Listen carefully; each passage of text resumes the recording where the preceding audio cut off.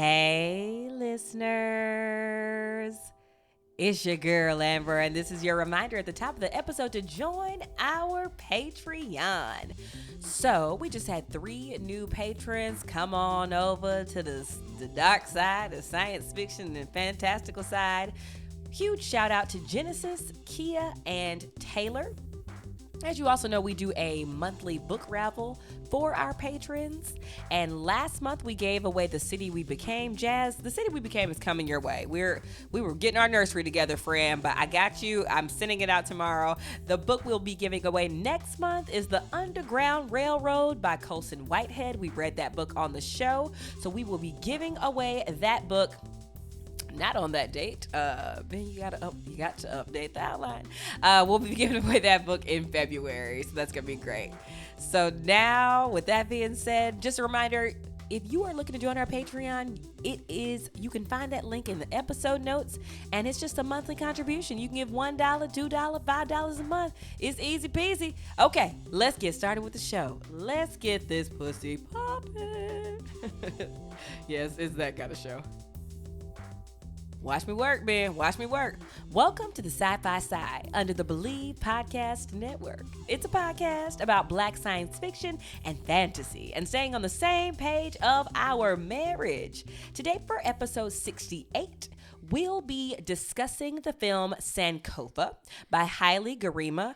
I know, listeners, last week I talked about how we were going to watch Needle in a Time Stack, but we went on Amazon Prime and Amazon was like, this movie will be completely free to rent in 12 days, or free to watch rather. So we were like, you know what, let's just wait it out. That was our bad, listeners. So thank you for being patient with us. We will be doing Needle in a Time Stack after those 12 days, but right now we're covering Sankofa on Netflix. Yeah, like why spend money when you don't have to, right? Like why buy coffee when you can make coffee at the house? Why buy music when you could play your own guitar?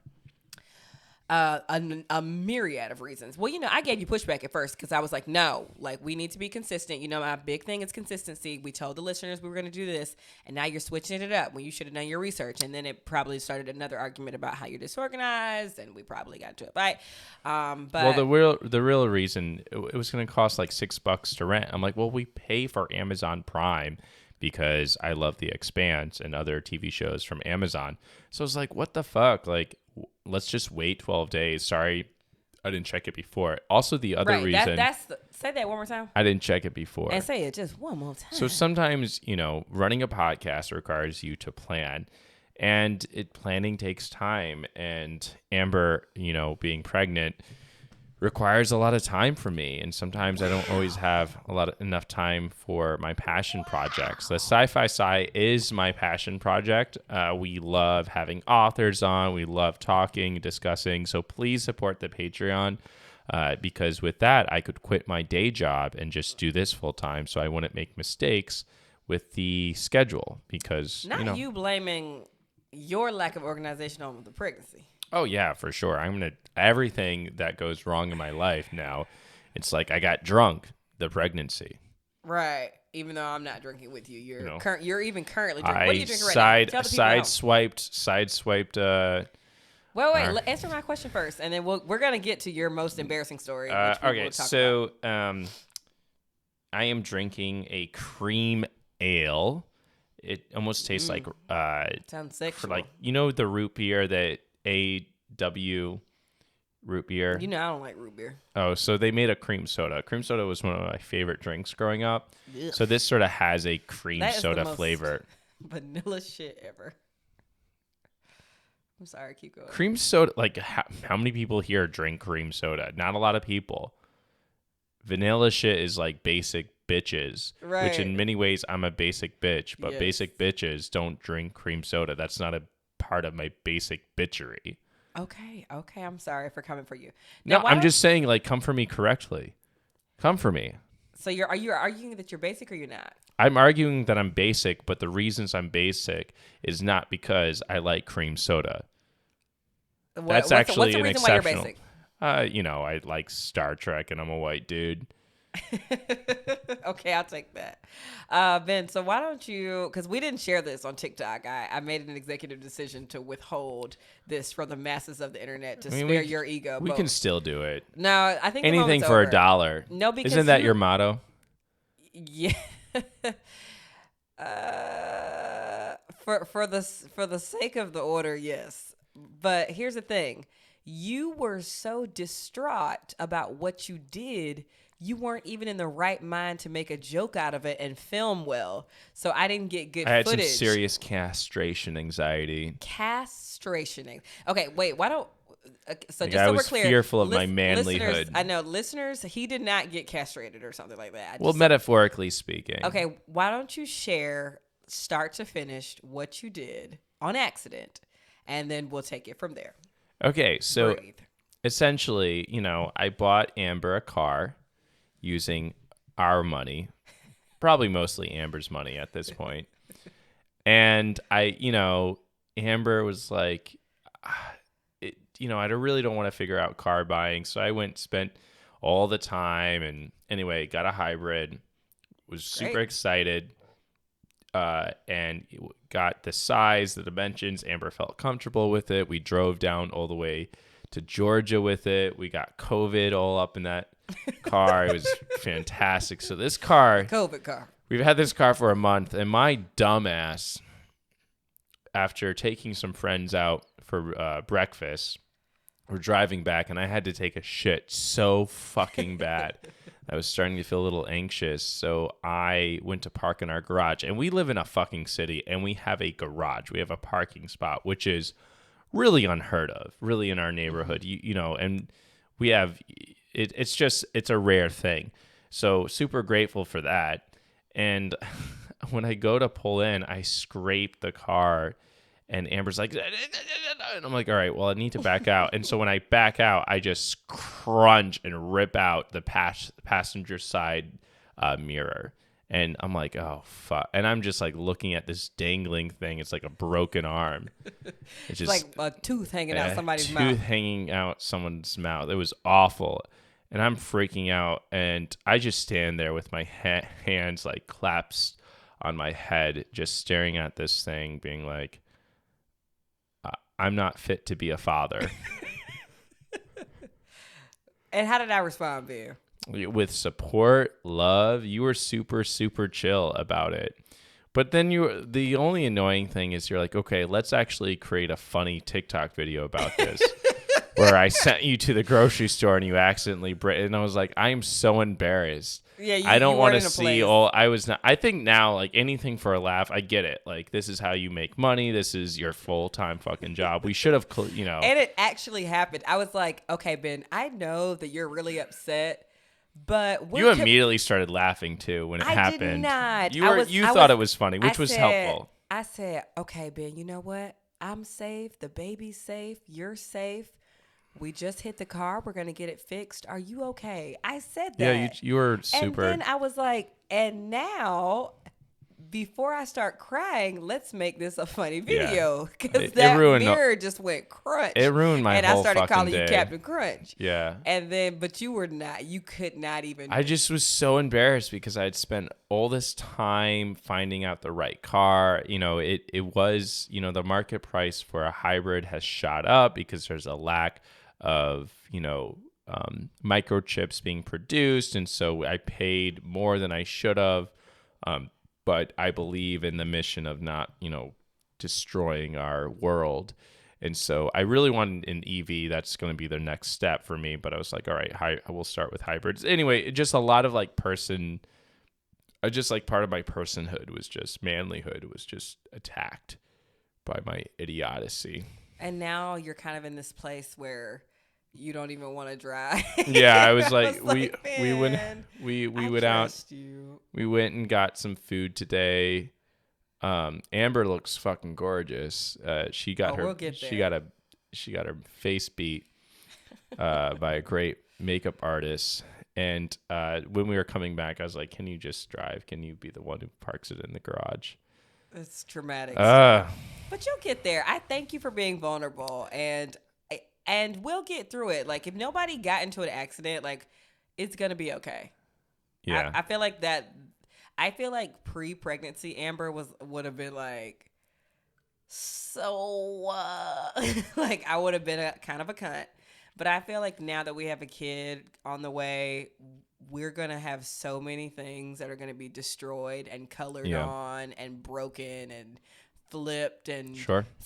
I'm gonna find my phone in the bottom of the bathtub. Like something's gonna happen, It's and funny. we cannot lose our cool like that. Yes, and back to what you just said, I feel amazing. We took maternity photos today, We did. and for the first time in a really long time, I felt like very beautiful, very sexy. Like I'm playing back some of the footage and looking at the pics, and I was like, I look really good. And that's not like, I know other people have been telling me like, you're glowing, like you're pregnant, you're glowing. But it's really hard when like every day you're putting on one of your shirts and they're tighter and It's looking more like Pooh Bear every day. yeah, and your husband's calling you Pooh Bear, and But I mean that in the most respectful way. I really do. I love who Pooh. the fuck wants to feel like Pooh Bear? I mean, Pooh just lives He's life. not He rolls sexy. around. Yeah, no one wants to be compared to a character whose main physical trait is rolling around. Apparently, there is a book though called Bear, where a woman falls in love with a bear and has sex with a bear. So I mean, some bears are fucking hot. Right. Well, that's not who you were referring to. You were referring to the shirt riding up on the belly because it was too tight. The belly, but Which it's is so fine. cute. I didn't take it offensively, but I feel like today was the first time in a long time that I remember feeling like very beautiful. Yeah, And you the looked pictures. fucking awesome. Yeah, like even you had a moment you were like, Damn. "Wow, that's me." I was like, "Yeah." Well, it's not me, it's you, but you allow me sometimes to enter you and to be a part of you. Ew, Ben. No, I mean like enter your space. Yes. And also your vagina. I guess technically as well, you do allow me. God, Ben, why don't you? We've done a nice check-in. Why don't you tell the people where they can possibly see us in Chicago? Oh, yeah. So you can. Our address is. So we're gonna go to Capricon 42, Rockin in the Outer Realms. The theme this year is music, so we're gonna be doing a panel on Janelle Monáe. That's going to be on February 5th. It's on a Saturday. What's Capricon? Capricon, it's a local science fiction convention. Super excited. I'm super pumped because John Scalzi is going to be there, who is a very accessible space opera writer. And Tanya Ransom, who we've had on the show, she's going to be there virtually. She's not flying in. That would be, it would be great if she were to, come and we could meet her face to face. She's fucking awesome. So I'm very excited. Ada Palmer, who I ran in one time on the CTA, and I was like, fanboying. She wrote a book called To Like the Lightning. A great, like 600-page science fiction, 500 years in the future type of stuff. So I'm very excited to go. I'm excited to, do a panel with you. And I'm excited, but I'm very nervous. I like things to be very polished, and as much as I am very confident around like comedians and the night scene and crowd work and improv, I'm not as confident still. Even after a year of doing this podcast, in my ability to like speak about science fiction like I know everything. Well, let's be real. You've probably read more Black science fiction writers than most people who will be here at a science fiction convention. But every now and then you'll hit me with a dagger, and I'm like, great, I know nothing about this genre. But you're talking with someone who part of my identity is tied up in my ability to know about science fiction. So I can be a little catty in the same way that you can be a little catty when it comes to, most other things. Like what? I think like musicians, or like, I think a lot of the times I'll not know a famous Black actor and you'll be like, oh, racist. It's like, it's not just you not knowing, true. it's you misnaming them. Yeah. Also misnaming. Maybe not so much. Or for example, I didn't know who Claire Huxtable was. Right. We watched Jingle Jangle. Isn't she in there? Yeah. Well, Felicia Rashad. Yeah, I didn't know who Felicia Rashad, and you're like, you are a terrible person not knowing. Claire Huxtable is a national treasure. Yeah, I know. Yeah, or they're just like, I got you. You'll be like, Biz Marquis died. I'm like, who? Oh my God. You know what? Let's just talk about what we do know. We do know that we have a lot of love for the people who take time out of their motherfucking day to go to Apple Podcasts. We cannot stop touching each other this episode. I might, maybe later. Why don't you put your mouth a little bit closer to the microphone? No, stop, for real. Because now we have visuals, so we got to keep it kind of PG. I said to the microphone, I know. not to my manlyhood that's been taken away from me. This just became a sex podcast. We just really do. I feel like I have said the word thank you maybe 200 times in the past week, and I've meant it every single time. We can't have thank enough y'all gratitude. Can't have enough.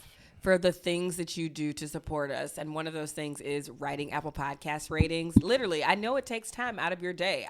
There are some podcasts that I've listened to for years that I still haven't written reviews for. And the fact that y'all read us reviews is so rewarding, and it makes me want to pay it forward. I say that to say, let's read a couple of Apple Podcast ratings. This one's from Audrey Abdella. When I first saw Amber on my FYP, that's For You page, for those of you who don't TikTok, I was immediately attached to her style and love for plants. Once I listened to the podcast, I was attached. Y'all bring Black science fiction to a different level. Yeah. All right. The next one is from, okay, I need some glasses. That's okay. I can, you want me to scroll in? Zoom in that. Jenny Eddie. Well, there's like lots of X's and D's and whatever. Okay. Janae did XBBS. Sweet. Janae did XBBS. Okay, go. Janae's review says, if that is how it's supposed to be. Stop moving it. I'm sorry. I got it now. I'm sorry. This is all absolutely adorable couple. I follow them on all social media, and I absolutely love. Sorry. I follow them on all social media, and I absolutely love their love. It reminds me so much of how life and love is supposed to be, even with craziness. How sweet. Man, y'all are really like, this is nice. This means we are sometimes nice to each other, maybe. And then this next one is from Tay Fly. Thank you very much. First, I want to say, Amber, I love you so much, girl. You are so funny, and you have the best personality, and how well you express yourself. And Ben, you are the most blunt and honest person ever, and it's so lit. You guys are an amazing couple, and I started listening to the podcast due to looking at you guys on social media. It's so late. Due to looking at you guys on social media. But now that me and my boyfriend are getting into books, you gave us more to look into. Once again, thanks for everything you express to us. Yes. Read fuck, more. Y'all? I'm so happy that we're like getting people to read. If people would just fucking read. This has been every week. Deal with their fucking problems. The world would be a better fucking place. Just everybody fucking read. Reading is like a lost art form at this point. I don't think I would be reading nearly as much as if we weren't together. Yeah. And that was something that today my makeup artist who was doing my makeup was like, so were you in love when you married Ben? I don't know if she's going through something personally or what, but it was a very, she didn't ask it ironically either. She's like, I can tell you guys have a lot of love for each other. Like, yeah, we do. Did you know when you were getting married that you were in love? And I was explaining to her, like, in a not corny way. It probably is about to sound corny now. I was like, I knew I've loved Ben a very, very long time. But one of the things that really just did it for me is how much Ben loved to read and how Ben inspired me to, like, always have a book in my hand. Like, you know, in high school, that was like a motivation for you to continue our relationship. To love. I didn't know that was like a reason for love. I thought it was just like my, attractive, sort of compelling good looks. I didn't know it was. No, not that at all. Oh, come on. I just gotta go get another beer, y'all. Oh, God. this cream ale. I'm gonna cream this on my face. It sounded like you were calling me like a female, but with cream in front of it. Cream ale. You're a cream ale. Oh my god! Because these cream ales out here, but it was those little quirks when your partner's different from someone else, and it sounds so interesting. But I remember early in our relationship, you would come over to my house and you would have a book with you, and I'm just like, you came over here to just read next to me, and you're like, yeah. Oh, that's my favorite thing to do. And I cuddle next to you and read. Yeah, but people nowadays read like. At first, I was taken aback because I'm like, people read when they're like on the toilet, like they read a magazine, like the poop's not coming, this will pass the time. And so I, for a long time, or the father at the breakfast table reading the newspaper in order to avoid talking to his family. So reading has kind of become another pacifier in the way that social media can, in a lot of ways. Like you read a book on the train, so like this, character on the train won't come talk to you or whatever. So when you would come over to hang out with me and be reading, I was initially thrown. I was like, am I boring him? And you're like, no, we came to a natural pause in the conversation, and now I'd like to just read near you. But it became sort of you were very comfortable around me. And then you encouraged me. I'm like, well, if he gonna read, I might go pick me up a book too. And then later I was like, oh, this is actually really nice. And remember, sometimes I'd be like, oh, could you just read aloud what you're reading? You're like, no, I don't do that. Like you're like, this is my own personal thing. Yeah. You remember that? Yeah, some I do. couples I be remember. reading to each other. Like that's how they do it in the movies. But you were very like, this book is mine. That's the house that the house in Rogers Park for those in Chicago. Amber and I sort of met at Rogers Park. Our first date was like at the park. Our first date was at the the gay beach. And the dog beach. Oh, the dog beach. beach. Dog beach. But you dropped me off. Okay, yeah. I used to live. Okay, yeah, lived on the gay beach. We do love Hollywood Beach, yeah. Like that wasn't a dig. And at Hollywood Beach. We love the gay beach. Yeah, and the Glenwood. But Tap. It just wasn't there. And Rogers. It's all Rogers Park. I guess that's technically Edgewater, but neighborhoods of Chicago for those listeners. Yeah. No, I that's it. All right. Yeah, let's get into. Speaking of Rogers Park. Let's get into Sankofa. So, okay. That's a horrible segue because it was a very different kind of movie. All right. So here's the thing. I had heard about Sankofa just doing research for this show, and I was looking up science fiction films, and Sankofa jumped out. And I tried to watch this maybe 2 years ago. And then I tried to do it for the podcast a year ago. And the only way you could get this film was at Loyola University. So which is in Rogers Park. So I called up Loyola University and was like, hey, I'm not a student. Could I still get this? They're like, yeah, we'll work with you. And I talked to Amber and she's like, why would we cover a film that could only be, gotten? It's not even the Chicago fucking public library. She's like, no. So I was like, all right, I'll put Sankofa on the back burner. And then maybe 4 months ago, I saw an article because I read a lot of science fiction news, and I saw that Ava DuVernay basically got this put on Netflix. And because she recognized the value of this film. It's a very important film, just considered one of the most important diasporic films, African diasporic films to ever be made.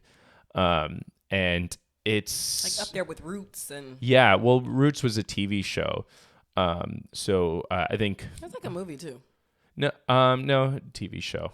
I remember us watching Roots one summer during summer camp, and it was not like a cut to commercial break. It was like it felt very much like a movie. I don't know. Yeah, it's long. Yes, I have. Yeah. All of it. I think a fair bit because LeVar Burton is in it, and I like Star Trek. And basically, I think it was a PBS. Yeah, it was PBS. They had the whole thing, and I was homeschooled, and one of the other kids I was homeschooled with, we watched that together, Kyle, just to learn about like You and American Kyle history. Yeah. We're watching Roots. Kunta Kinte. Kunta Kinte. Yeah. And Judy was in the other room just making muffins. No, I watched it at his house. It's like, it's important. No, it is. It's shocking that these evangelical Christian moms who are so religious that they are homeschooling their kids would let them watch a movie about the transatlantic slave trade. So it's interesting, right? Because I think like slavery is something that white people love to talk about because it feels so distant. It's like that's something from the past, and we've learned and we've grown. And those weren't true Christians owning slaves, right? Now us as Christians, like we don't have slaves, like we recognize that's wrong. So I think there's a comfort in watching something like Roots because you recognize that Roots happens very clearly in the past. Yeah, but I don't know. Like with all the vitriol rising up around critical race theory, mostly in part by white people, I just don't see that. Well, that wasn't the conversation in, early 2000s, 2003, 2004, when I was in 8th grade watching this. Critical race theory wouldn't be talked about. So the way you would talk about Roots today was very different than the way you would talk about Roots, 20 years ago, right? So you talk about Roots 20 years ago in a history class as something of the past. I see what critical race theory forces you to confront is something that Sankofa explicitly does.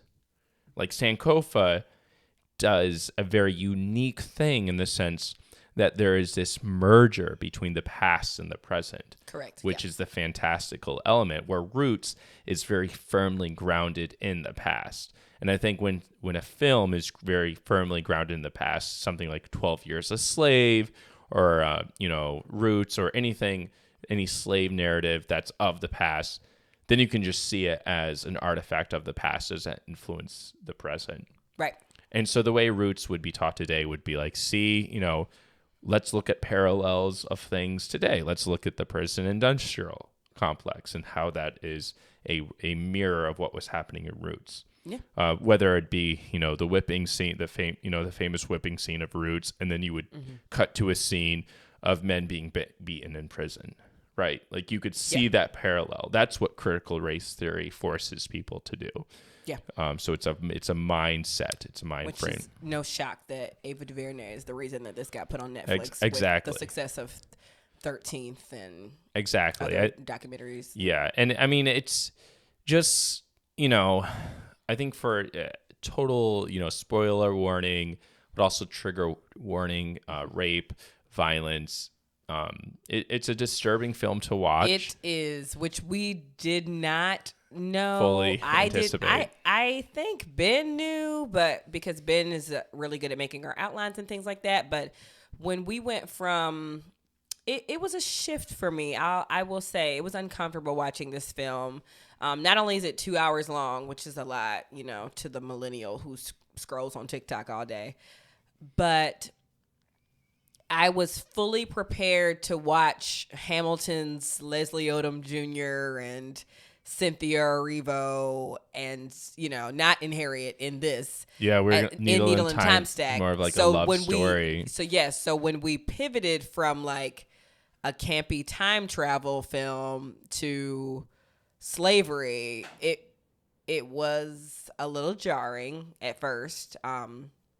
But I do feel that the movie is really grounded in like you said, this Sankofa bird that turns behind itself to like pick up something from the past. And it did a really great job talking about, how we commercialize tourism and how even though the majority of the movie was set in like on the slave plantation, the big takeaway, because we really haven't broke it down yet, the big takeaway is that some of these like ancient ruins and holy ground that we walk on today and give tours on today are now caught up in this cycle of like capitalism and commercialized tourism, which sadly is the only way that some of these islands or countries are thriving. It's like tourism is a huge part of the Yeah. economy. Yeah.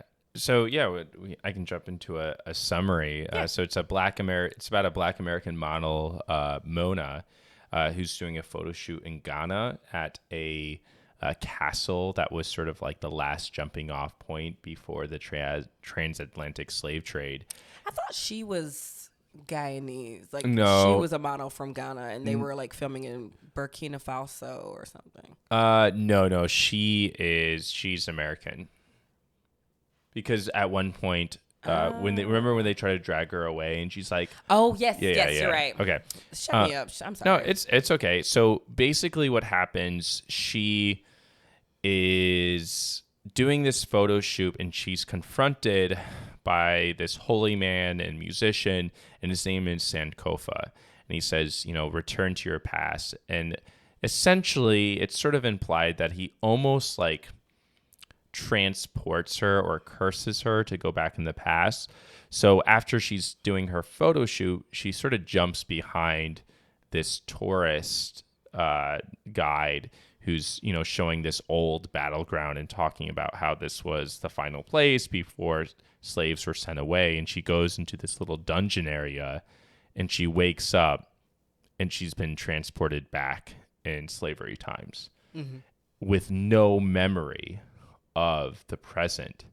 So what happens is that there you hear a shift in narration where Mona, who's this model played by the same actress, becomes Shola and has no memory that she was once Mona, which is really, that whole idea is like super chilling. It's almost illogical the way they do it. And I've sort of thought about this idea that when she's transported back in time, the transportation was so traumatizing that she forgot everything about the present. And so they fuse the past and present together. And so most of the film takes place with Shola being at this slave plantation. So yeah, like, what did you think about when we just first started watching it? Because with the photo shoot, because you mentioned something about What'd I say? you were talking about influencers, about influencer culture. Yeah, well, so let's switch gears for a second because you brought that up. We watched this documentary on HBO. We probably talked about this on the podcast in the past. It's called like Fake Famous or something. And at the end, it shows a really great montage of how people, like how nothing is sacred anymore. Like how people will go to the Mona Lisa and take a selfie with it. Like the picture is mostly to confirm that you traveled there. It's not look at this immaculate sculpture. It's not experiential. It's not experiential. It's like look how box. much money I have. And I vividly remember even things like that happening when like Notre Dame caught on fire and everybody was posting on Instagram like TBT to the summer that I studied abroad there. And it was just like, what?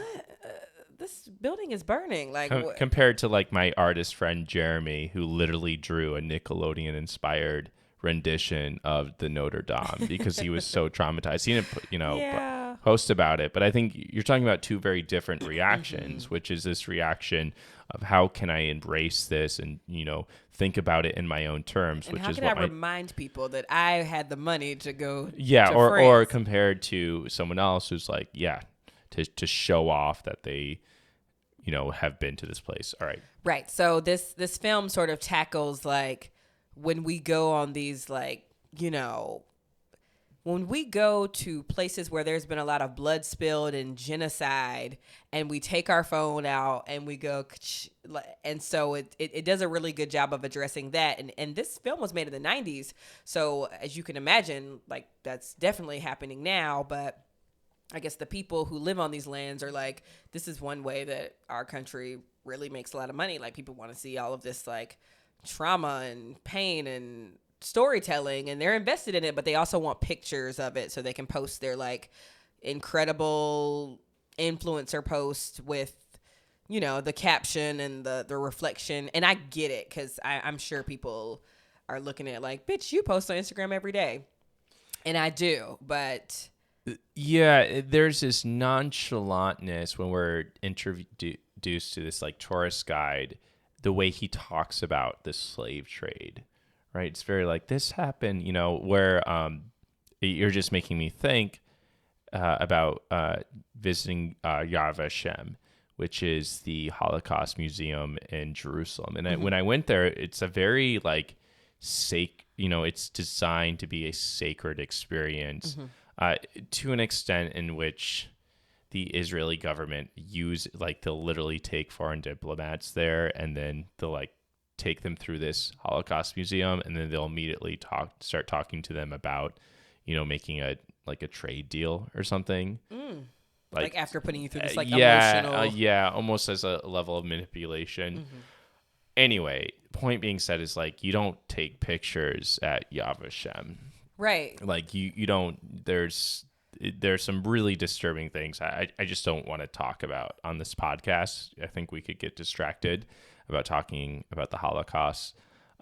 But you're right. The way we talk about the Holocaust or the way Holocaust museums here, even in the U.S., is very different than the way we address monuments or symbols of slavery. Like, Oh, for sure. like in the beginning of the film, there's this preacher, almost like a griot, which is, since doing this podcast, I've discovered that term. People like P. Jelly Clark and Marlon James, writers that we've read for this podcast, continue to read for this podcast, and in South Carolina, the preacher at the beginning of this film talks about almost like an invocation before a church service, and talks about all the places that have been affected by the slave trading. Mentions the rice fields of South Carolina, and I only discovered the rice fields of South Carolina when I watched a film about South Carolina schools and a very particular law in South Carolina which allows any police to arrest a child for under the crime of disturbing class. And it's sort of right. And so this filmmaker made a film called On These Grounds, and the filmmaker does a pretty good job connecting the rice fields, the slave rice fields of South Carolina, to the way Black kids are being treated in South Carolina schools. The film is called On These Grounds. I think it might be also titled Spring Valley as well. It might have two titles, so definitely go check that out. But I remember Sankofa is doing something very similarly, that we don't treat these monuments, these symbols of slavery, with the same amount of reverence.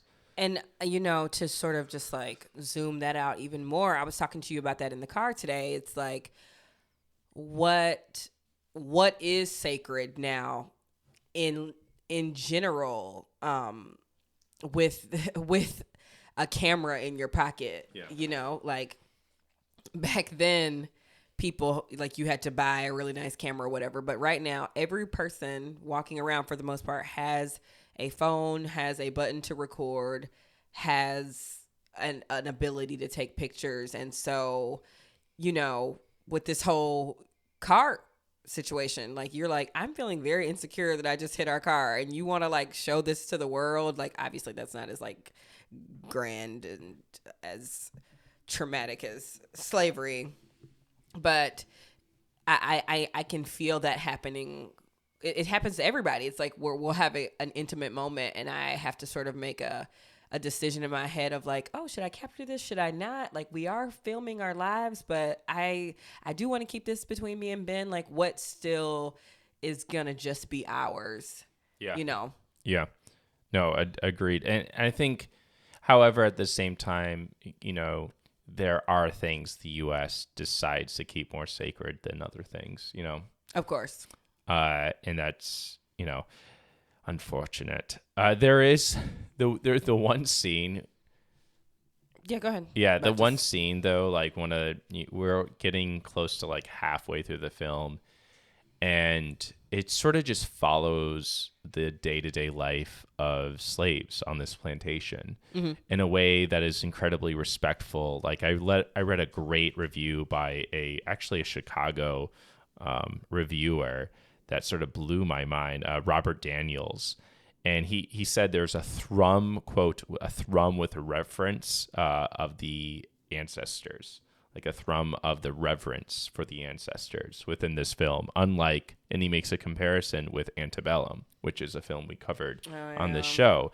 And there's not this, there's a level of respect for the slaves who went through this and showing them their life, their love, their laughter, them eating food, right? Just like living and their life. Like, obviously this didn't happen on every plantation, and them saying like, fuck that shit and revolting. Yeah, there is a revolt. And also, because I remember watching it, I was like, I am only going to be able to stomach like another rape, another whipping for so long. And I know that like everything doesn't have to be life is but a dream. But if these slaves don't, if they don't have, if we don't have just 1 or 2 breaths of fresh air, like this is just a 90-minute mutilation. Like I can't keep watching this. And you remember you asked me at one point, you were like, "Are you okay?" I was like, I was especially trying to check in with you. Well, there was this one scene where this like pregnant mother was just whipped to death and she died. I did not. They had to remove the baby, and I was just like, Ben, I've been being patient with you. There's but literally a can't. C-section with a machete. Yeah, I was like, I can't watch this. Like, Ben. what did I just force Amber to do? Like in the state that I'm in right now, if these slaves don't like put a gun to the back of somebody's throat at the end of this movie, if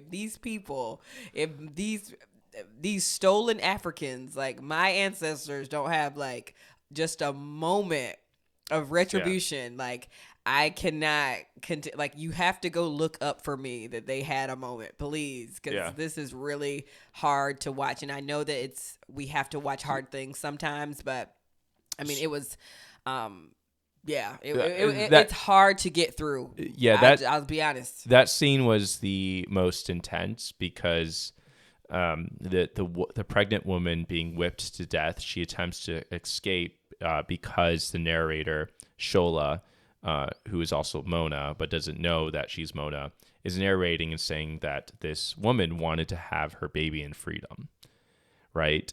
And there's this really intense scene. She's whipped and she's being forced. The people doing the whipping are, field hands who were black men who are overseers. Yeah, they're turned into headmen for the white man. Or whatever. And they don't want to do this, but they're forced to do it. And so you sort of see their struggle to like do these horrific things. And I was like, oh, I don't know. But something that scene reminds me of, because essentially they stop whipping her when they see that she's, about to die. And all the slaves jump in and sort of surround her as Nunu, who is sort of the matriarch, a woman who speaks, in the mother tongue. The power of the mother tongue is really important in this film. And she helps this baby. And amidst death, there is birth, there is life. So there's this level of hope as well. And so, but it also reminded me where I remember reading, I think it was in Ring Shout, or maybe it was the interview we did with P. Jelly Clark, where he talked about how slaves did rebel in little ways. Oh, yeah. Like we talk about Nat Turner and, this big rebellion or, but in reality, there were all these little ways that slaves were rebelling and were resisting. And it wasn't just, huge ways of fighting, kill, murder. It was, maybe poisoning a little bit of the food, or like, or learning how to read, or, learning how to throw shade, or just these little things that were discovered to be subversive. And in that scene, they essentially stop listening to the white people, the white slavers, and they protect Nunu as she helps this woman give birth. And I was like, okay, so there is hope to this film. We had a moment to breathe. Let's take a quick break. Yeah. Yep. Hey listeners, it's Amber here. Are you a Black business owner? Because if you are, you need to take your tail down to my description box section and fill out the Black business owners form. So for Black History Month, I will be showcasing 28 businesses on my Instagram account, Burr I Am. So it's 28 days, one business a day, one Black business a day. And so if you would like your business to be showcased and you want to be like in the running for that, please fill out that Google form in the description box and give me the best of you now. You're going to be asked to submit a headshot and a 30-second video of your brand. And that video will be shown to my followers so that we can hopefully send some traffic and some money your way. Okay. So if you're a Black business owner, be sure to fill out that form. Now let's get back to the show. Okay, Ben. So we're back. And we want to talk a little bit, like, you know, because there are probably a couple of listeners who didn't actually just watch the movie with us, but I think they understand the general gist of it. But I remember you had some reflections going out of the movie today that maybe the listeners could sort of access. So why don't you talk to me about what's been on your mind since you've watched the movie on this great MLK Day? Well, we're recording on MLK Day. So the film ends up, it ends with a rebellion on the sugar plantation, and Shola, who has been raped by the master throughout this time, ends up killing the master, and she ends up being transported then back into the present, presumably remembering that she is Mona, a Black American model, but still has memories of Shola. And there's this beautiful scene where she walks out of where she's been transported, and her photographer, this white dude, is like, "Where were you?" You know? And she goes and she sits down with other Ghanans and just looks out and, you know, across the ocean. And, you know, I was wondering, like, has there been moments like those, like singular moments, or moments where you discovered knowledge? And for Mona, it's the realization that Shola, maybe her ancestor, maybe herself, who had to re-experience this, it changed everything about her, right? Like, we know, you know, Mona isn't going to be a model after this, right? Like, she's going to be, you know, an advocate. You know, she's going to be doing something amazing. Thinking about the future of Mona. So I was wondering if there's any like singular like events where you discovered, you know, preferably within like you as an adult, not so much you as a child, because, you know, most people don't, you know, discover things after their, you know, 20s that change their lives, you know. I would say not specifically a location. But anytime I have conversations with my maternal grandmother, I really leave those unchanged. And she's like, you know, a very Southern, like older, just country woman who's had 6 kids and just was truly raised in the culture of like, I wasn't allowed to get a job. There was no birth control. Like, you know, you've sat with me as had stories with her. I'm remembering specifically that the story of her trying, I think we referenced it before on the show. Yeah. But yeah, of her trying to give herself an abortion by falling off the stairs. Like jumping off the stairs, which is like with her like 4th pregnancy or something. But anytime I talk to her, and you know, obviously she loves all 6 of her children, and I wouldn't even think she would describe herself as very educated or bright. Like, she doesn't really have knowledge, like formal school training past like 6th grade or something, but I always learn something having those conversations with her. And I don't know, especially now that I'm experiencing pregnancy myself, I've been really just connecting more with my mother and my grandmother, and just like learning about, you know, just like growing up and getting older. Like, it's not contentious like it was when I was like a high schooler or anything. But I can't really think about any specific land that I have had the pleasure of like going to and learning the history of, and that connected with me for obvious reasons. But maybe one day.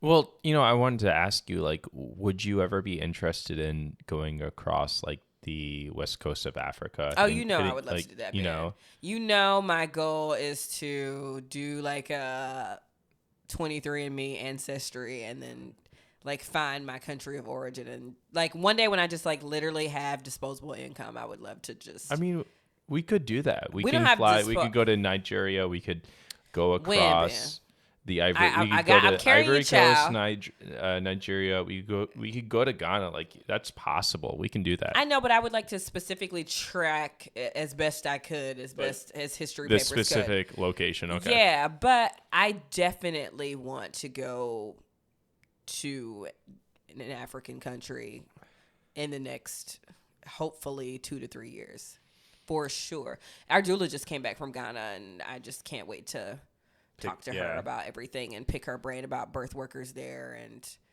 But that would be like major for me. One of my biggest anxieties actually came out in this film. So Nunu, who is the matriarch, she is, a medicine woman of a sort. And on the, Go stop that. I just had you're fine. How embarrassing. That's my reminder to wash my face at night because I'm very bad at that. It's fine. I'm not stopping rolling because we are so tired. But so you were talking about one of your biggest anxieties came out. Right. So we haven't talked about this other character at all. But Nunu has a son, Joe. And Joe, Joe's father is a white man, and he was born. Nunu was raped by a white man that we don't see. Yeah, let's not be like Joe's loving father. And Joe's loving father, but Joe, because he's light skinned, he has blue eyes, becomes an overseer, and he ends up becoming very close friends, or I don't know, like follows the priest in this film, and he becomes a hardcore Christian and rejects everything that Nunu believes, right? And that is the biggest fear, is that my child, or even like students that I teach, I teach civics, and they end up accepting some like InfoWars right-wing ideology that is so far from everything I tried to like provide them with, like critical thinking skills that they wouldn't fall under, But haven't you done that to your parents? What do you mean? What do you mean? What do I mean? Your parents are very Christian, very conservative, and you have swung the pendulum the other way. Yeah, but spoiler alert, I did not murder my mother. Oh, yeah. Well, yeah, of course, but... I'm not a belligerent, militant atheist, right? I'm something that William Rowe would call a friendly atheist. Okay. There's a term, William Rowe, who is a great atheistic philosopher who I subscribe to. And so you have people like Richard Dawkins, who can be sort of a dick, and other atheists who I love, and they're like but William Rowe is like, be a friendly atheist. Like, you can still drink a cup of coffee or drink a beer with a conservative Christian. Like, that's okay. While I agree that you can, I have not experienced you doing that when we go home to your family. I have experienced, like, the minute your mom brings out the dessert, you're ready to like rumble with your father. Oh, but me and my like, I'm and it's entirely like a respectful. Little more than banter. No, you're not. I feel when I ask my dad, I check in with him later. I'm like, did I offend you? And he's like, no. Like, me and my dad have a great relationship. Y'all do. Oh, y'all have. We have a really good relationship. But you will sort of be very like, okay, so you believe in some pie in the sky. Like, you will, you pick a little bit. And I'm just like, Ben.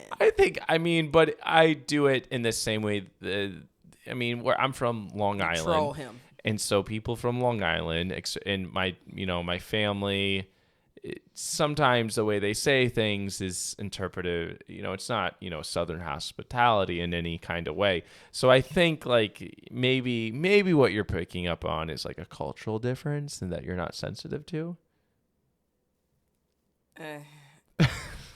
I'm sorry, I just blacked out. So you're saying because I'm a nice old Southern gal that I am misinterpreting your Long Island banter as more harsh than it is. Yeah, maybe. I don't know. I think It's not. I mean, it's never been like violently and super aggressive. But your dad will be like, "Oh, Ben, don't say that." That's your dad. Yeah, my dad, he's really sweet, but he so is kind. he was a pastor. He's very involved with his church, and we have read a lot of religious books together. We still read religious books. We're going to read another one. We need to discuss it. I keep on putting it off. But I still read religious books. I still read the Bible. I still believe it's very important. But if my Wild point comes home and is like, I'm really living vacation Bible school. I want to get baptized. I want to do all these things. God, you gotta let her know. do that, Ben. I don't know. Like that's sort of, but I think in this case, Joe in the film is like, you are, because you're not Christian, because you pray to, you practice Ifra or, an African religion, or you recognize spirits, that you are of the devil. Literally, Joe thinks his mother is of the devil. I would never want her to come in here and be like, the way y'all raised me has been horrible. Yes. And y'all are devil. Yeah, that would crush me. Right. Like, that's what I'm talking about. Right. And I don't think my parents think I'm of the devil. I think my dad probably still thinks I'm saved, and God knows my heart type of thing, or maybe I'm the elect and eventually I'll turn to Christ at the end of my life, or like there's this level that he, what we call hermeneutical gymnastics. You sort of reframe your theology. I would love to look that word up once you finish. Hermeneutical, the way you interpret scripture, and the gymnastics is you sort of flip around and manipulate the scriptures to sort of feed in what you hope to believe. Or people come like cherry pick. Yeah, which is everybody does it. It's part of what it means to be human. But my point is, back up off the mic. You okay? I'm just like, it's scary. It's it's scary to think what happens, the vitriolic hatred that Joe experiences towards his mother. To the point horrible. where he drowns her. And it's really her. And immediately after he does it, he's horrified. And he goes and he murders the priest that has compelled him to see his mother as part of the devil. He's like, my mother was a saint.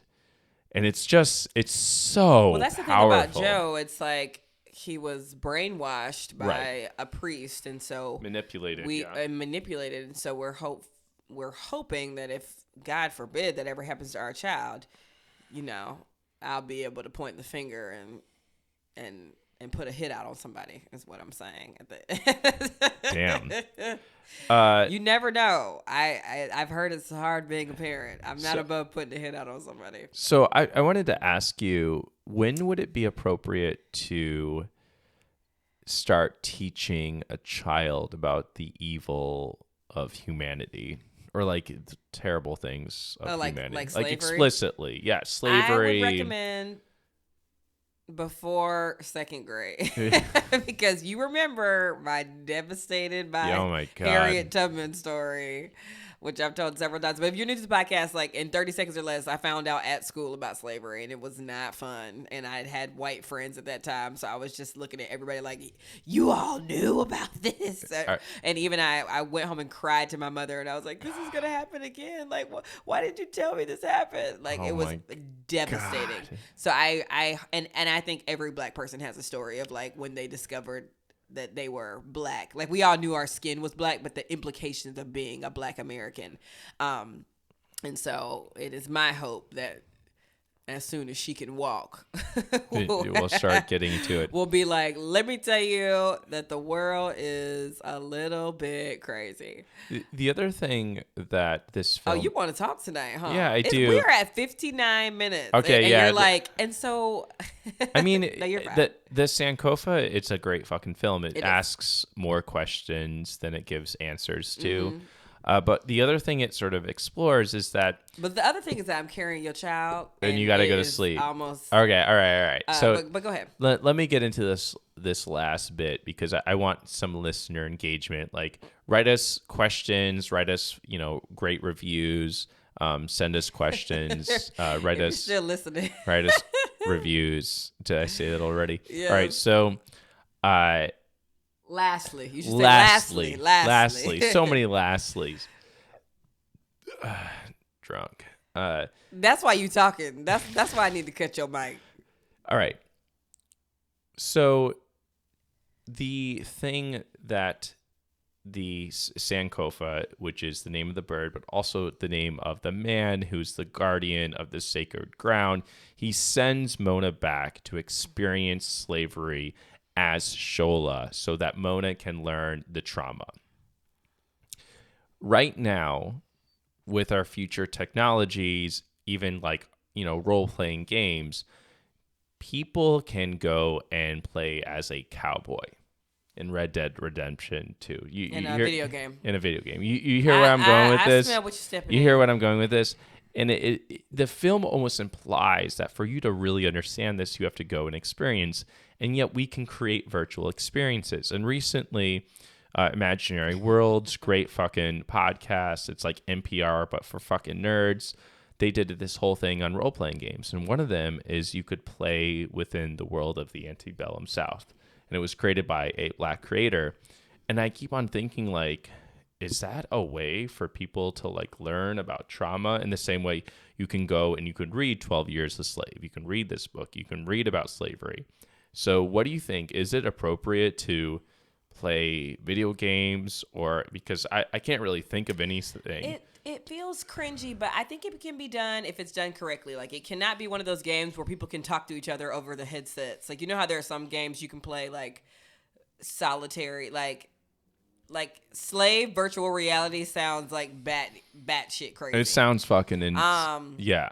Or like, but I do think that it can be done. Like, if you do want to, I don't know, educate a younger generation, that is what they are into. And I think it can be done with reverence. But like I said, you just said, it needs to be created by Black creators. It needs to have history throughout the game.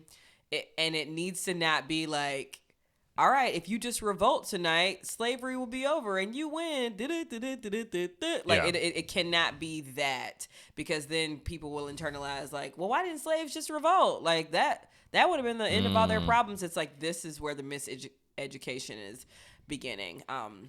Or this idea that a singular character in this game makes certain decisions to ensure their survival, when it's like, it is no fault of my ancestors when they were killed and when they weren't. Like, sometimes it was just people were in the field and a master like went crazy. Like, I don't like this idea of like, well, the ones who were obedient survived and the ones that did, like, it would just there's a level of random.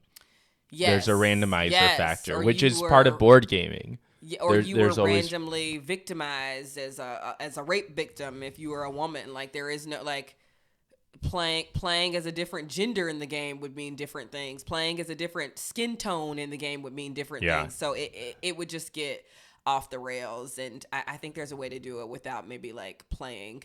They did try to do some sort of like MLK virtual tour. Like, look this up in a minute. But I think even that was like vetoed early.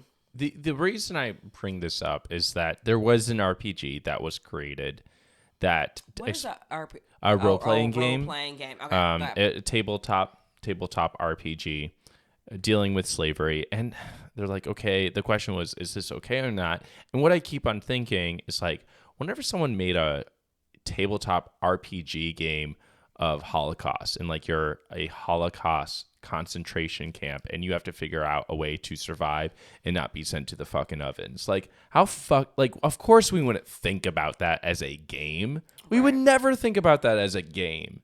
So why the fuck we wouldn't for a couple of we wouldn't also because people have accepted and atoned for and learned the roots of the Holocaust in the ways that people have not with the American slave trade, which is why this need for like this gamer's like, maybe we should create something because these motherfuckers, they're vetoing critical race theory. They don't want to learn more. They're like, we're more divided than ever. Like, so maybe one way to reach the masses is that like, there is a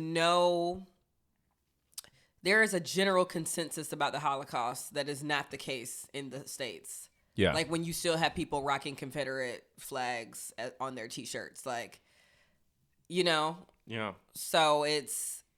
Well, there are a lot of Holocaust deniers. There are people who say... Yeah, but they're not like most of the country of Egypt believes like 300,000 but you can't wear a shirt that people says were killed. like, I don't believe in the fucking Holocaust without being like... Yeah.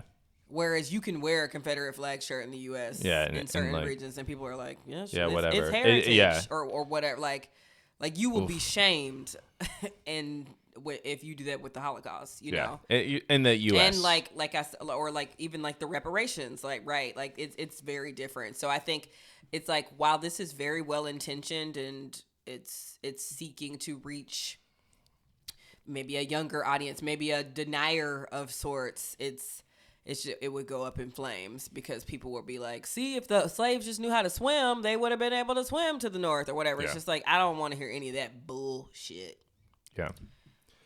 All right. And with that being said, let's get into the size. What's the size? I mean, I was about to warp up the show. Trigger warning. There is rape. It's long. Yeah. It's made for entertainment. It's not made for entertainment. It's like not as fantastical as like some of the other things that we've covered on the show. I'll say that it's like the one big time travel element is the fantastical element, but you know, which is nice. We don't always have to watch things with like super high tech and things like that. But you will not go into this movie being like, this is going to be a fantasy with giants and fairies and ogres. It's like no. Well, not but there are monsters. They're just monsters. People. They look like me. With that being said, Ben, your child is kicking me. All right. Well, why don't you warp up the show? In conclusion, Sankofa is a must for anyone interested in film, capital F. It is a film that explores questions that are still haunting us today. So be ready to think when you watch this. Thanks, Ben. Thank you so much for listening to another episode of the Sci-Fi Side. Up next, we will be watching Night of the Kings on Hulu. It is an otherworldly prison drama from the Ivory Coast, directed by Philippe Lecote.